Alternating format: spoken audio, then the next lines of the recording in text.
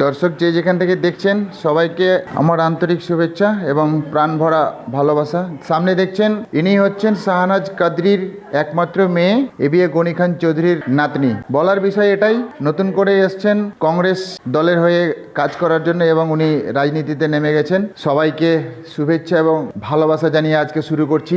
পেয়ে গেছি দর্শক, সামনে দেখছেন সিদ্ধার্থ শঙ্কর ঘোষ, মানে ডক্টর সিদ্ধার্থ শঙ্কর ঘোষকে। ওনার মুখ থেকে রাজনীতিবিদরা এবং আমাদের দক্ষিণ মালদার সংসদ ঈশা খান চৌধুরী কিভাবে আমাদের মালদাকে দেখছেন এবং আমাদের নতুন প্রেসিডেন্ট হয়ে এসছেন আমাদের মালদার, এবং আমাদের মালদাতে আরও যে রাহুল গান্ধী এবং ইমরান প্রতাপকারী ইনারা মালদাকে কী নজরে দেখছেন সেই বিষয়টাই ইনার কাছ থেকে বিস্তারিত শুনবো। দর্শক দেখতে থাকুন ভিডিওটা। রাজনীতিতে একদম নতুন মুখ, ঠিকই শুনছেন, শাহনাজ কাদরির মেয়ে শাবনাম। দেখতে থাকুন।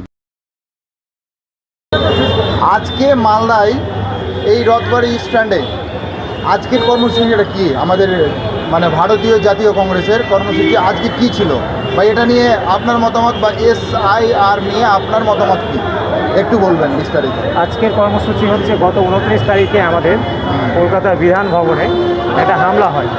সেই হামলা বিজেপি এবং RSSের কিছু লোকজন তারা হামলাটা করে এবং ওর নেতৃত্ব দিয়েছিলেন রাকেশ সিংহ বলে একজন লোক। তাকে এখনও পর্যন্ত ধরা হয়। গণতান্ত্রিক অধিকার সবার আছে, দেশে রাজনীতি করার, প্রতিবাদ করার, কারো সম্পর্কে যদি কথা বলাও হয় তো তার সম্পর্কে প্রতিবাদ করারও অধিকার সবার আছে, কিন্তু সেটা হতে হবে শান্তিপূর্ণভাবে। বিধান ভবনে যে সময় হামলাটা হয়েছিল সে সময় বিধান ভবনে কেউ ছিলেন না কংগ্রেসের লোকজন। একটা ফাঁকা সময় গিয়ে ভাঙচুর করা এবং সেখানকার যারা স্টাফ যারা ছিলেন তাদেরকে ভয় পাওয়ানো, এটা তো কোনো গণতান্ত্রিক দেশে এটা সমর্থনযোগ্য ব্যাপার নয়। তারই প্রতিবাদে আজকে মুখ্যত আমাদের এই প্রতিবাদ সভাটা হয়েছে। বর্তমান আমাদের ঈশাবাবু এটাকে নিয়ে কতদূর কী ভাবছেন আর কি? বর্তমান আমাদের দক্ষিণ মালদার সংসদ উনি, তাই তো? হ্যাঁ। আচ্ছা, তো ওনার প্রতিক্রিয়াটা কি? আজকে তো 1 তারিখ, বর্তমানে মালদা ডিস্ট্রিক্টের জন্য উনি কি ভাবছেন আর কি? মালদাতে উনি তো চেষ্টা করছেন, নতুন সভাপতি হয়ে উনি এসছেন এবার প্রথমবার। সেক্ষেত্রে মালদায় যাতে আমাদের কংগ্রেসের যে লোকজন তারা যাতে আরও সংঘবদ্ধ হয় এবং কংগ্রেস পার্টির যাতে ধীরে ধীরে যাতে আরও ভালো জায়গায় যাতে যেতে পারে এবং আগামী বিধানসভায় আমরা যাতে মোটামুটি একটা ভালো রকম নির্বাচনে অংশগ্রহণ করতে পারি এবং আমরা অনেকগুলো সিট, আসলে মালদা তো কংগ্রেসেরই জায়গা। এবার গত বিধানসভাতে আমাদের NRC যে ভয়, সেই NRCর ভয় অনেকগুলো সিট আমাদের হাতছাড়া হয়ে যায়। আমরা জেলা কংগ্রেস থেকে আমাদের একটা চেষ্টা থাকবে যাতে সেই সিটগুলো যাতে পুনরুদ্ধার করা যায়। কারণ কংগ্রেস ছাড়া গণতান্ত্রিক যে অধিকার মানুষের, সেই গণতান্ত্রিক অধিকার ফিরিয়ে দিতে TMCও পারবে না আর বিজেপিও পারবে না। একমাত্র কংগ্রেসই হচ্ছে একমাত্র পথ, যে পথটা আমাদের রাহুল গান্ধী সারা ভারত জুড়ে দেখাচ্ছেন। সেই রাহুল গান্ধীর পথ অনুসরণ করে আমাদের এখানকার যিনি জেলা সভাপতি, তার নেতৃত্বে আমরা পুরো জেলা কংগ্রেস যারা, তারাও সেই একই পথেই আমরা আছি, যে মানুষকে তার পূর্ণ গণতান্ত্রিক অধিকার ফিরিয়ে দেওয়া এবং মানুষকে তার বাসস্থান, তার রোজগার, তার কর্মসংস্থান, তার শিক্ষা, এই সমস্ত কিছু নিয়ে আন্দোলনমুখী করা।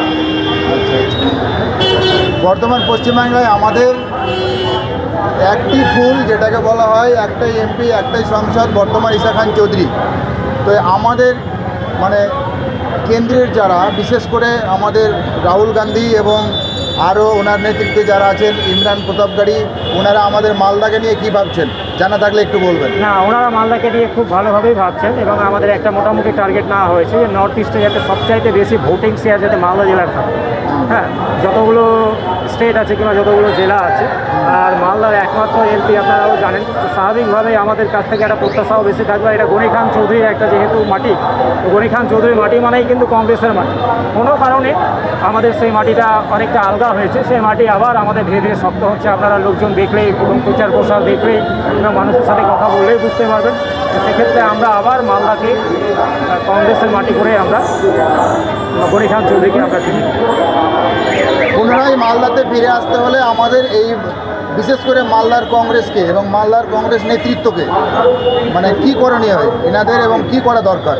মালদার কংগ্রেস নেতৃত্বকে জনগণের সাথে আরও বেশি করে মিশতে হবে এবং জনগণের যে অভাব অভিযোগ, জনগণের যে সমস্যা, জনগণের একটা তো ধরুন শিক্ষা, কর্মসংস্থান কিংবা বাসস্থান, এই সমস্ত একটা আছে, কিন্তু দেশে এখন একটা অন্যরকম পরিস্থিতি চলছে, একটা বিভেদের রাজনীতি চলছে, যেখানে হিন্দু মুসলিম একটা রাজনীতি হয়ে যাচ্ছে। 2 নম্বর যেটা হচ্ছে SIR নাম দিয়ে কিছু ভোট ডিভিশন হচ্ছে, আবার ভোট চুরির একটা গল্প উঠে আসছে। তো এই সমস্ত কিছু দিক থেকে জনগণকে সচেতন করতে হবে এবং জনগণ যাতে সঠিক রাজনৈতিক দলটাকে যাতে চিহ্নিত করতে পারে, যে একমাত্র রাজনৈতিক দল জাতীয় কংগ্রেসই যারা ধর্ম বর্ণ নির্বিশেষে সকল শ্রেণীর মানুষকে নিয়ে সংঘবদ্ধভাবে থাকতে পারবে এবং সকল শ্রেণীর মানুষকে তারা ভারতীয় যে রাজনৈতিক যে দর্শন, যে সবাইকে মিলেমিশে গান্ধীজির যে দর্শন, সেই গান্ধীজির দর্শনের সঙ্গে তারা সামিল করতে পারবে। একমাত্র রাজনৈতিক দল হচ্ছে সেই জাতীয় কংগ্রেস। মালদা কংগ্রেস সেই লক্ষ্যেই এগিয়ে যাচ্ছে। ঠিক আছে, ধন্যবাদ আপনাকে। কী নাম আপনার? আমার নাম ডক্টর সিদ্ধার্থ শঙ্কর ঘোষ। ধন্যবাদ।